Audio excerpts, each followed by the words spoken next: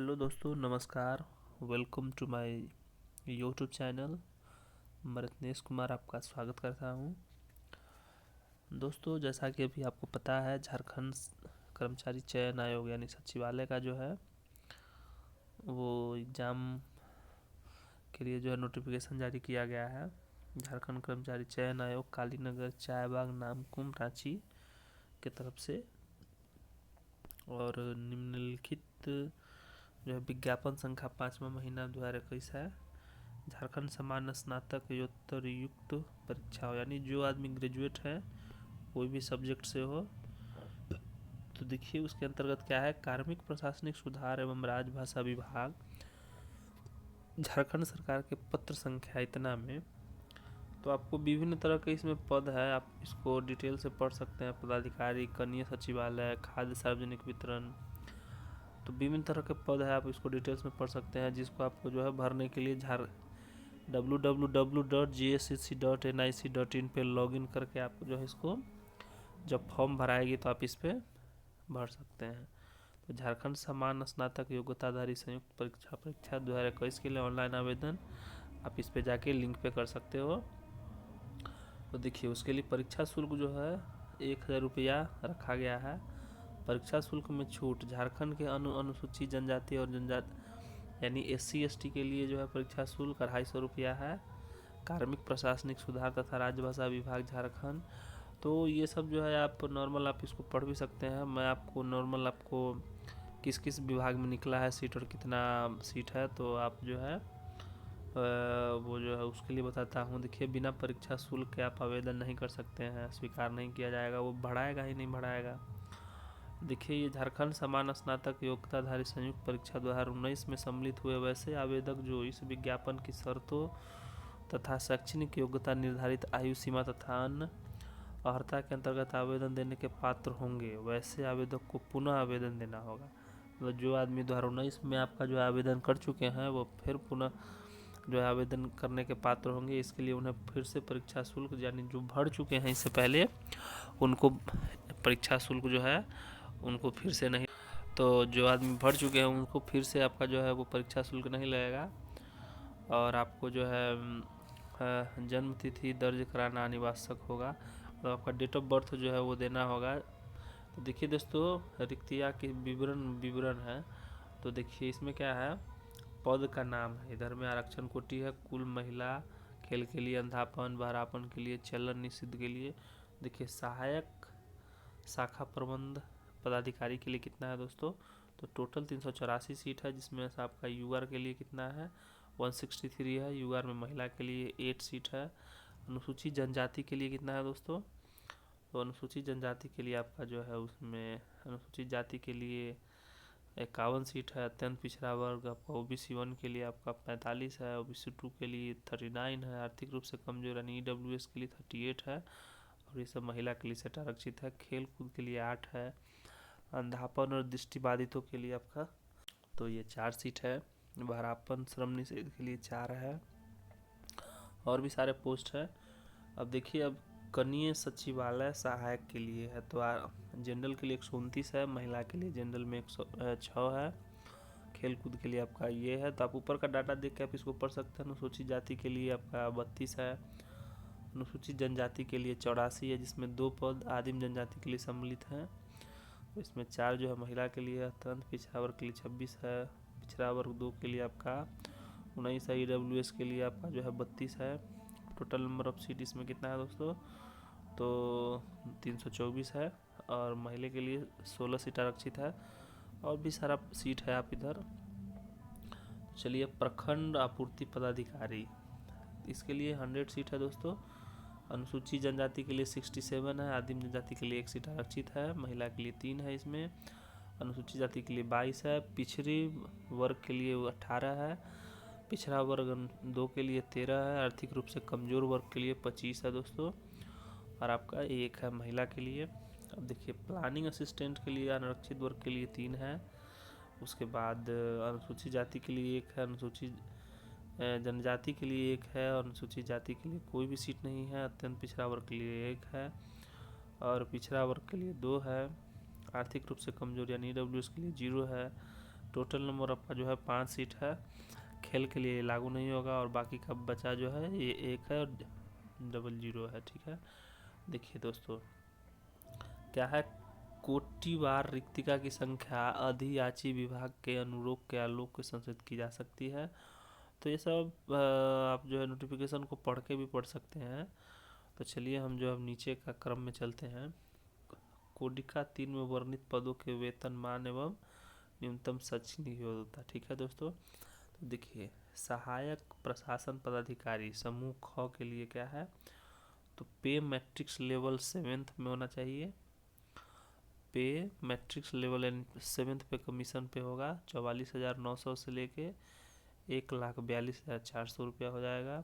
कनीय सचिवालय सहायक समूह ग के लिए राजपत्रित के लिए पे आपका जो है 7th पे कमीशन मिलाने के बाद 19,900 से 63,200 हो जाएगा। और आपका प्रखंड आपूर्ति पदाधिकारी समूह ख के लिए जो है आपका जो है 7th पे कमीशन में अगर ऐड करते हैं तो पे मैट्रिक्स लेवल को ऐड करके 35,400 से 1,12,400 रुपया मिलेगा। और प्लानिंग असिस्टेंट समूह घ के लिए 29,200 से 92,300 मिलेगा। और किसी भी मान्यता प्राप्त विश्वविद्यालय से स्नातक या समकक्ष का डिग्री होना चाहिए आपको। आप चलिए, अभ्यर्थियों को आयोग के आवेदन प्राप्त होने की अंतिम तिथि तक स्नातक तथा समकक्ष उत्तीर्ण होना अनिवार्य होगा। यानी आप अपियरिंग कैंडिडेट है तो आप नहीं भर सकते हैं, कम से कम आप आयोग जब डेट जारी की है उससे पहले आपको जो है स्नातक यानी ग्रेजुएट हो जाना है आपको। और आवेदन की अंतिम तिथि को आधार तिथि माना जाएगा। यानी जब आयोग लास्ट डेट दिया है तो उसको आधार तिथि मान के उससे पहले आपको ग्रेजुएट हो जाना है और आपके पास आप योग्य हो जाए फॉर्म भरने के लिए। ठीक है दोस्तों, उपयुक्त अनिवार्य योग्यता के अतिरिक्त अभ्यर्थियों को मैट्रिक या 10th कक्षा एवं इंटरमीडिएट कक्षा झारखंड राज्य में अवस्थित मान्यता प्राप्त शैक्षणिक संस्थान से उत्तीर्ण होगा। देखिए दोस्तों VVI है, अगर जो भी स्टूडेंट इसको भरना चाहते हैं वो जो है उनका मैट्रिक और इंटर जो है वो झारखंड से होना अनिवार्य है। स्थानीय रीति रिवाज भाषा एवं परिवेश का ज्ञान होना चाहिए। यानी यहाँ के स्थानीय भाषा रीति रिवाज कल्चर जो है उनका जानकारी उनको होना चाहिए। परंतु यह है कि झारखंड राज्य की आरक्षण नीति से आच्छादित अभ्यर्थियों के मामले में झारखंड राज्य में अवस्थिति मान्यता प्राप्त शैक्षणिक संस्थान से मैट्रिक एवं इंटरमीडिएट कक्षा उत्तीर्ण होने संबंधी प्रावधान शिथिल रहेगा। तो मतलब वही है, उसके बारे में कहा गया है। अगर आप इसको भरना चाहते हैं, जनरल कैटेगरी में आते हैं, तो आपको जो है झारखंड से मैट्रिक और इंटर करना पड़ेगा। प्रतियोगिता का स्तर तो ये हम लोग के लिए नहीं है, ओलंपिक कमेटी तथा उससे संबंधित फेडरेशन द्वारा आयोजित प्रतियोगिता मेडल प्राप्त के लिए है ये सब। उसके बाद भारतीय ओलंपिक संघ द्वारा है ये सब। तो ये सब जो है हम लोग को भरना नहीं है। देखिए दोस्तों, देखिए आयु सीमा उक्त पदों के संदर्भ में उम्र की गणना निम्नलिखित संदर्भों एवं तिथियों के आधार पर की जाएगी। यानी सहायक प्रशाखा पदाधिकारी के लिए 1/8 यानी 1 जनवरी 1/8/2021 से 1/8/2021 तक होना चाहिए। आपका जो है इसका जन्म तिथि दिया हुआ है, न्यूनतम और अधिकतम सीमा तो आपका जो है वो है। न्यूनतम आयु क्या है दोस्तों, इस फॉर्म को भरने के लिए न्यूनतम आयु 21 वर्ष और जनरल की अधिकतम आयु 35 वर्ष और अत्यंत पिछड़ा यानी OBC के लिए 37 वर्ष चाहिए। महिला के लिए कितना है दोस्तों, अत्यंत या पिछड़ा अन्य पिछड़ा वर्ग OBC 1 और 2 के लिए 38 वर्ष, अनुसूचित जाति अनुसूचित जनजाति के लिए 40 वर्ष, ST के लिए 40 वर्ष है। और भी ज़्यादा छूट और भी बहुत कुछ है इसमें, तो आप इसको अच्छा से पढ़ सकते हो। मेन जो पॉइंट है मैं उसको बताने का प्रयास कर रहा हूँ। भूतपूर्व सैनिक को 5 वर्षों के अतिरिक्त छूट दी जाएगी। तो ये सब तो ये सब आपके लिए कोई उतना इम्पोर्टेंट नहीं है, तब पर भी मैं आपको एक बार थरोली रूप से दिखा देता हूँ।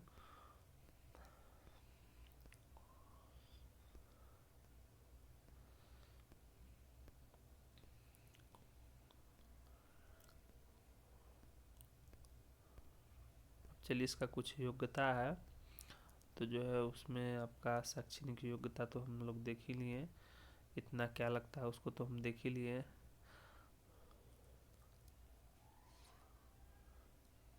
देखिए, स्थानीय निवासी जाति प्रमाण पत्र, आय और संपत्ति प्रमाण पत्र में अंकित कोई भी त्रुटि नहीं होना चाहिए। अगर त्रुटि होता है तो आपका आयोग जो है आपको बाहर कर सकती है।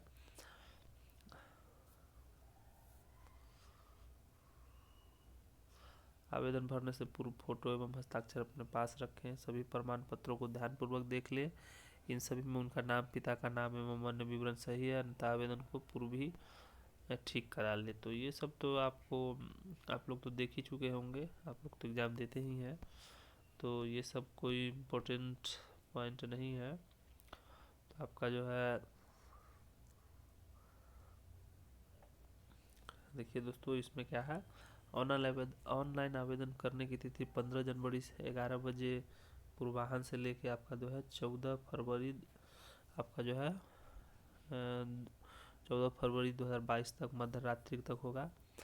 परीक्षा शुल्क भुगतान करने के लिए दिनांक 16/2/2000 की मध्य रात्रि तक हो सकता है। प्रिंट आउट जो है 18 फरवरी तक कर सकते हैं आप लोग। और उसके बाद जो है किसी अशुद्धि या अशुद्धि को आपको ठीक करना है तो 19 तक आप ठीक कर सकते हैं। एक बार अगर फॉर्म भर दिए हैं तो फिर से आपको कैंसिल करके फिर से आपको पैसा देना होगा। अगर आपका पैसा एक बार लग गया है तो रिफंड होने का कोई चांस नहीं है। चलिए, तो बहुत सारा परीक्षा 3 पालियों में की जाएगी। प्रत्येक पात्र के लिए 2-2 घंटे का एग्ज़ाम होगा। उसमें क्या होगा देख लीजिए। आपका जो है फर्स्ट पेपर में क्या चीज़ का एग्ज़ाम होगा, तो फर्स्ट पेपर में कुल 120 प्रश्न रहेंगे 2 घंटे के लिए। इसमें से 60 हिंदी और 60 जो है अंग्रेजी के प्रश्न रहेंगे। और पत्र संख्या 2 में क्या रहेगा, ये 2 घंटा का रहेगा। जनजातीय एवं क्षेत्रीय भाषा कुल प्रश्न 100 रहेगा। परीक्षा अवधि 2 घंटा रहेगी। भारत में इसमें जो मान्यता प्राप्त भाषा है उर्दू, संथाली, बंगाली, मुंडरी, यानी 12 भाषा है।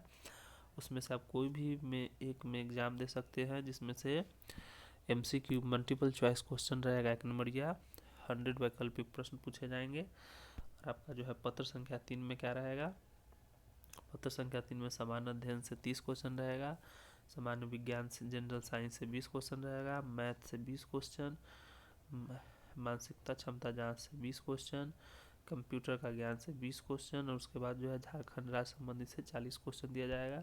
सामान्यतः ज्ञान परीक्षा में 30 अंक आपको लाने के लिए अनिवार्य है। कम से कम 30 अंक लाइएगा तो आप जो है पास होने का अर्हता रखते हैं, लेकिन कोई ज़रूरी नहीं है। 30% आप लाते हैं तो PT पास ही कर जाएंगे, क्या है कि PT का एक कटअप बनता है, उस क्राइटेरिया को आपको फुलफिल करना पड़ेगा।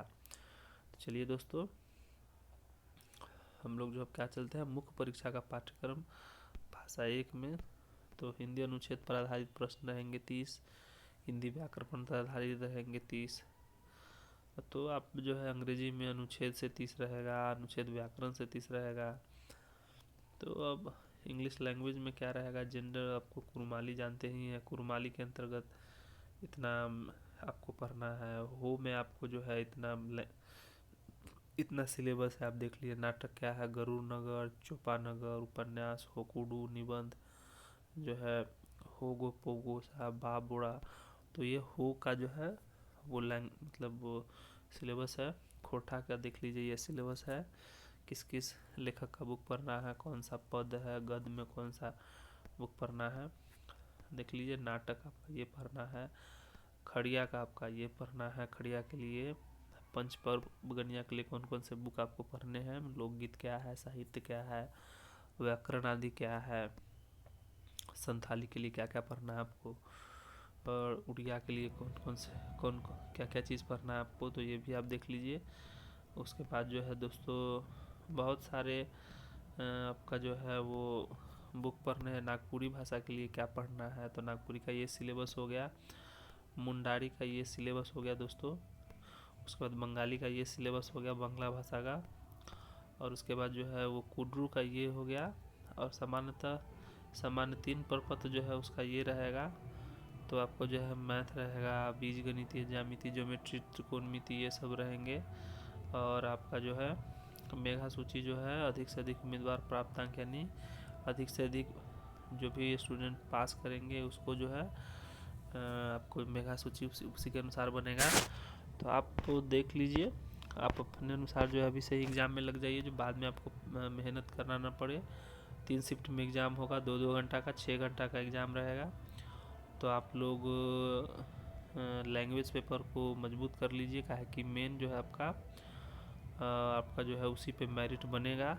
और दोस्तों कभी भी एग्ज़ाम दीजिएगा तो हड़बड़ाने का कोई ज़रूरी नहीं है। जैसा आप फील करते हैं वैसा सब स्टूडेंट जो वो फील करता है। तो आप प्लीज़ आप अब मन से दिल लगा के पढ़ें, क्योंकि 2012 के बाद जो है वो ये झारखंड सचिवालय का एग्ज़ाम जो होने जा रहा है। और ये सब गोल्डन चांस जो है वो भूलना नहीं चाहिए। खासकर यहाँ के जो भी मूल निवासी लोग हैं झारखंड के, उनको तो खासकर ये जो है एग्ज़ाम को हल्के में नहीं लेना चाहिए, काहे कि इसमें गोल्डन चांस उनका है। आपको लैंग्वेज पेपर पे आपको अगर पकड़ है अच्छा खासा तो आपको पास होने का अच्छा मौका मिलता है। और बेस्ट ऑफ लक रहेगा। जहाँ तक हो सकेगा हम आपको आने वाले समय में अच्छा मतलब नोटिफिकेशन में देते रहूँगा, कब एग्ज़ाम होगा, क्या होगा, कैसे पढ़ना है। और रहा बात लैंग्वेज पेपर का, तो लैंग्वेज पेपर आपको पढ़ना ही पड़ेगा। तो चलिए दोस्तों, अगर मेरे द्वारा पढ़ाया गया वीडियो आपको अगर अच्छा लग रहा है, इस नोटिफिकेशन के बारे में अब और कुछ आप पूछना चाहते हैं, नहीं तो अगर आपको अच्छा लगा है तो प्लीज़ लाइक, सब्सक्राइब और शेयर कीजिएगा, जिससे कि मेरा भी मनोबल हाई हो जाए। और चलिए आपको भी फ़ायदा मिल रहा है। तो चलिए दोस्तों, थैंक यू फॉर वाचिंग। जय हिंद, बाय बाय, नमस्कार।